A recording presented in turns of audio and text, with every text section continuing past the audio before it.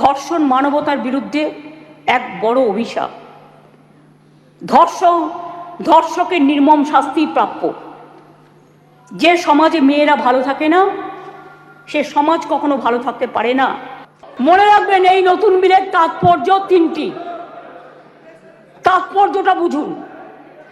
1 নম্বর বর্ধিত শাস্তি, 2 নম্বর দ্রুত তদন্ত, 3 নম্বর দ্রুত ন্যায় বিচার।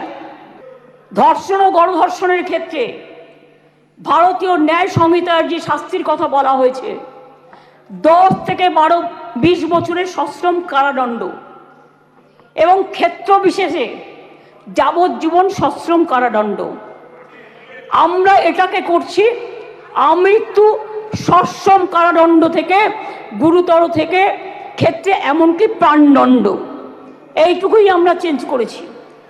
ধর্ষণ বা গণধর্ষণের ফলে নির্যাতিতার মৃত্যু হলে বা নির্যাতিত সম্পূর্ণ ভেজিটেবল হয়ে গেলে ভারতীয় ন্যায় সংহিতায় এর শাস্তি বলা আছে 20 বছরের সশ্রম কারাদণ্ড এবং ক্ষেত্র বিশেষে যাবজ্জীবন সশ্রম কারাদণ্ড।